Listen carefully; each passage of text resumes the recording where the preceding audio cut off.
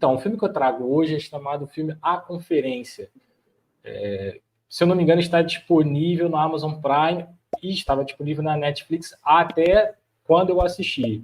Não sei se saiu de cartaz. Me parece que sim, mas na Amazon Prime com certeza. É um filme lançado em 2022, dirigido por um diretor alemão, Mate, e o sobrenome não irei falar aqui, ok? Mas o primeiro nome é Mate, que é aqueles sobrenomes extremamente carregados, eu não vou passar vergonha, e que retrata o seguinte: no dia 20 de janeiro de 1942, representante assim do alto escalão, de fato, né, do regime nazista. Então, é um filme que se passa durante a Segunda Guerra Mundial e durante o regime nazista na Alemanha, tem esse recorte, né, de se passar na Alemanha. Então, esse grupo de nazistas do alto escalão vão se reuniram numa pequena vila no sudoeste de Berlim, e nessa reunião, que vai ficar conhecido como conferência, a grande conferência, estiveram reunidos ali aproximadamente em torno de 15 líderes da SS, não preciso falar aqui, que são as forças, a principal força armada, né? A principal arma, digamos assim, do nazismo durante essa constância, representante também do partido nazista e também da burocracia ministerial do governo, e eles foram convidados por um sujeito também que é teve grande participação na ascensão do nazismo, né, chamado Reinhard Heydrich, né, talvez seja o grande nome da figura assim, de todos esses figurões que é relacionado ao nazismo, que a gente ouve falar em documentário, em séries e filmes. Nessa ocasião, o Reinhard Heydrich era o chefe da polícia, né, e ele foi, obviamente, um dos, digamos assim, interlocutores e principais organizadores desta reunião. E o tópico exclusivo dessa discussão foi a chamada solução final para a questão judaica, algo extremamente brutal e terrível. Solução final para a questão judaica, nada mais, nada menos, significou ali uma organização de maneira bastante burocrática e planejada sobre o assassinato em massa, né, e sistêmico de milhões aí de judeus por toda a Europa, né? Bom, o filme é muito bonito, assim, né, do ponto de vista da produção. Deixa eu interromper aqui. Muito bonito do ponto de vista da produção, evidentemente. A fotografia também. O filme se passa em apenas praticamente em um local, em uma sala. São poucos as personagens envolvidas.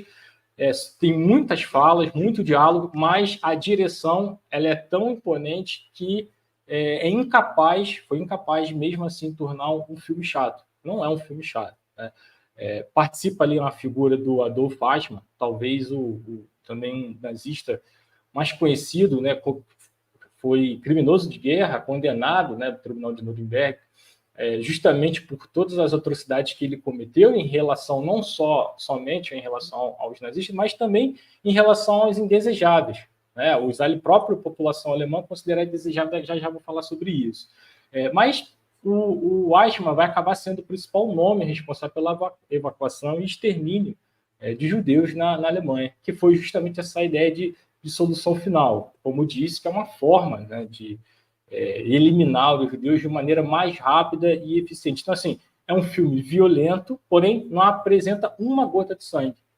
É extremamente interessante isso, assim, se a gente for parar para pensar, né, a maneira como é que o diretor conseguiu construir o filme.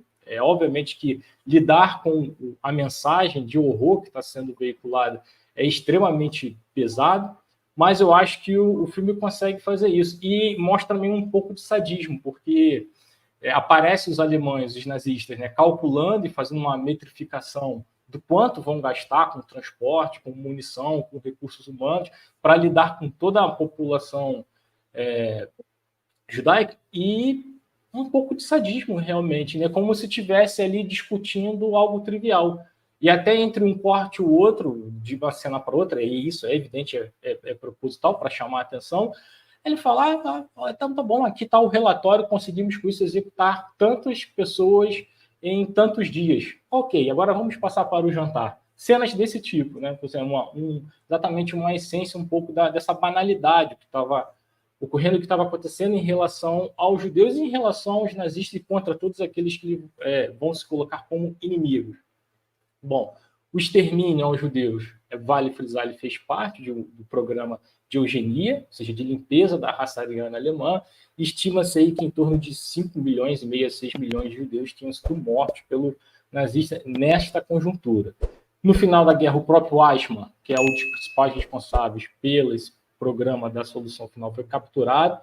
Ele estava sob custódia dos Estados Unidos, ainda ali no finalzinho da Segunda Guerra, já, na verdade, já tinha terminado a guerra, isso já na passagem, né, na virada de 45 para 46, e aí depois, por uma situação um pouco desconhecida, ele consegue fugir e para, obviamente, como não sei se para quem conhece essa história, ele consegue fugir para a Argentina.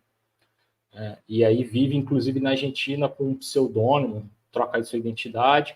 No entanto, na década de 60, acabou sendo capturado por agentes, né, do Mossad, que é o serviço secreto de Israel, e acabou levando o Eichmann para Israel e acabou sendo condenado. Bom, muitos não sabem, mas como eu havia comentado, a Alemanha executou esse plano de limpeza étnica e racial não só apenas contra os judeus. A própria população alemã foi vítima desse programa. A questão da eugenia, muito associado à ideia de hierarquia racial, todas as teorias que aparecem surgem desde o século XIX e que viram do XIX para o XX e chegam também com muita força e que, quando chegam no período da década de 30, são, digamos assim, vitaminadas, revitaminadas. Então, vem com muita força a ideia da eugenia, e é uma eugenia extremamente, digamos assim, negativa.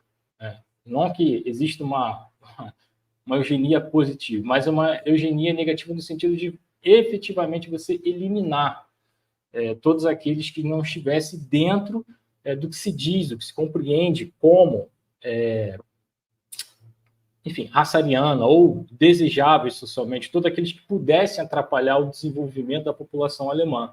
Essa noção de eugenia positiva e negativa, do qual eu falei, inclusive o nome que se dá, nome dado, divisão dada por alguns historiadores. Tá? Não que se fosse algo positivo, mas no sentido de diferenciar uma eugenia que não fosse tão letal quanto essa de exterminação em massa, esterilização, campo de concentração, como a gente viu. Vê, acompanha, sabe, conhece, tem as informações.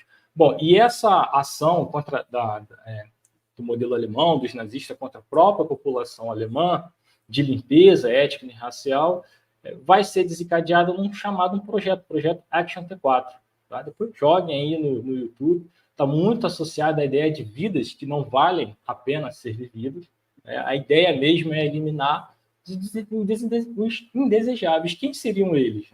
Em geral, crianças e adultos doentes, doenças crônicas, como morbidade, deficiências de todos os tipos, e, obviamente, os doentes mentais. Os idosos também em fase terminal, os criminosos, alguns estrangeiros, os alcoólatras, que passam a ser vistos aí também como o início de todos os problemas, o início das degenerações sociais. A ideia de degeneração também é algo extremamente caro para esse período, caro também para a própria história da psiquiatria, que tem tudo a ver isso que a gente está falando aqui. Né? Existe um acoplamento muito intenso entre essas ideias eugênicas e também a própria história da medicina como um todo, mas especificamente a medicina alemã, que era referência durante esse período. A grande referência mundial de medicina era justamente a medicina alemã. Então, muitos médicos brasileiros, por exemplo, viajam até a Alemanha. A França também é um grande polo, né, dessas ideias, de produção desse saber, mas a Alemanha, no iníciozinho já da década de 20, ela ultrapassa, principalmente na área do campo da medicina, que vai lidar com a ideia do sujeito desviante, então o comportamento desviante, que é, no caso, a psiquiatria. Né? Lembrando que a eugenia teve influência no Brasil, autores como Renato Coel, Pocket Pitt, na verdade, no iníciozinho do século XX, 1910, 20, 30, é mais fácil perguntar quem não foi adepto à eugenia, porque ela se tornou um grande paradigma. Eram poucos aqueles que não aderiram formalmente, explicitamente, à ideia de eugenia. Bom, na imagem que eu coloquei aqui hoje para vocês, primeiro, a da esquerda é uma propaganda da época é uma propaganda nazista falando sobre a hierarquia das raças. Então, o homem branco no meio, o modelo alemão, forte, alto, o estilo caucasiano mesmo, ariano, sustentando justamente dois grupos étnicos e raciais que viria justamente para poder degenerar a Alemanha. Responsáveis aí por degenerar a Alemanha não só apenas do ponto de vista político, mas também, sobretudo, social. O cartaz do meio é justamente está relacionado ao projeto Action T4, que é uma rua, é uma sigla de uma rua, existe até hoje, onde o projeto foi iniciado, esse projeto de extermínio, e ali foram exterminadas, sim, algumas crianças, idosos, exatamente nessa localização. Hoje virou monumento, museu, tem até um cartaz explicativo sobre isso para turistas, e aqui do lado direito é justamente uma propaganda. Deixa eu tirar aqui não tem como. Mas enfim, é justamente uma propaganda falando sobre o Action T4, né? E o cartaz está dizendo que a existência de um defeituoso, de uma criança defeituosa, de algum necessitado, de algum doente, algum portador de alguma doença, traz ali não só efeitos econômicos, né, da moeda da época para a Alemanha, mas também traz alguns vícios aqui hereditários, que vão ser passados para frente. Então, a ideia é você justamente eliminar esse lado ruim, lado podre. Isso é o que aconteceu, terrivelmente o que aconteceu na Alemanha, mas não pode esquecer, com aval, e na verdade não aval, mas com fundamento do conhecimento científico da época, da medicina da época. Então, esse é um ponto importante a se dizer.